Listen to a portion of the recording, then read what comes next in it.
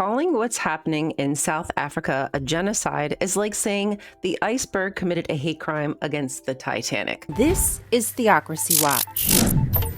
Good morning, fellow skeptics, and welcome back to Theocracy Watch, where the only apartheid we support is between church and state. Elon Musk, the apartheid Nebo baby turned tech messiah, has been pushing this white genocide narrative for years. He's tweeted about it, echoed far-right talking points, and now, somehow, the U.S. is rolling out the welcome mat for Afrikaners who look like America. The Trump administration is fast-tracking refugees for the white South African Afrikaners, not because there's genuine danger, but because they can assimilate to American culture more easily. Never mind that they still hold most of the land, enjoy a strong employment rate, and aren't exactly lacking in political power. We're not talking about stateless people fleeing violence. They're descendants of segregation enforcers, some who still wave the Boer flags and quote scripture, now being welcomed open-armed as persecuted Christians. We turned away Jewish refugees fleeing Hitler, but now we're handing out visas to the spiritual heirs of apartheid. Even more cynical, the GOP didn't stop there. They asked churches to help resettle these persecuted LARPers.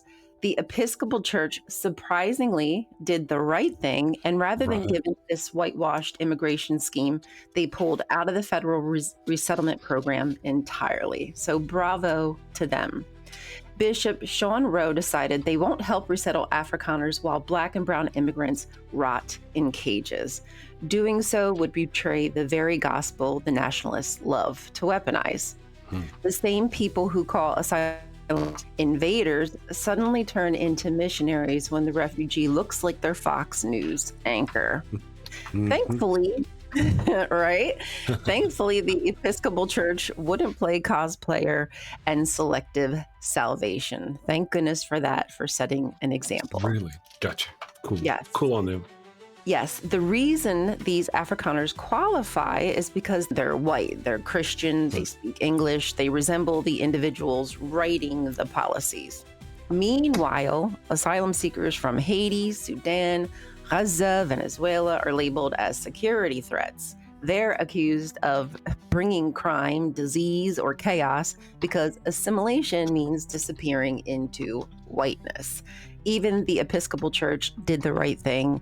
So why is the federal government still playing the role of altar boy? So until next time, stay curious. So the people essentially that he brought in are people in South Africa who are the white people. Yeah. Allegedly, my understanding is the same, I don't know if the exact same people, but the same ilk of people who were the people doing the oppressing back during the apartheid. Don't know if it's literally the same people, maybe their children. These people may have nothing to do with that. I don't know. Just saying. However, it does make me kind of curious how long before Donald Trump and his administration start actively seeking immigrants from other countries. White racist people. What other countries have white racist people that are being oppressed that he might want to rehome to the United States? Not that the Afrikaners are, I don't know that they're racist. I'm just saying, wouldn't surprise me. I had another point I wanted to make. Good on the Episcopal Church. Way to go. Yeah. Way to go, you. For not complying with Trump's. I'm surprised. Has he threatened them with anything yet? Did he threaten them? Sure, he does it all the time. Has he threatened to take away their tax exemption? For Yeah, this? I do not know, but that remains to be seen. That could be a possibility for turning down the administration, the offer, and then pulling out of the program. Yeah. I mean, this is way to go on them. Surprise, surprise, surprise. I wouldn't have thunk it. You know what I mean? Like, they didn't just say no because they could have just said no. They were like, actually, now that I think about it, I want nothing to do with you. Yeah. Strong. And I don't blame them.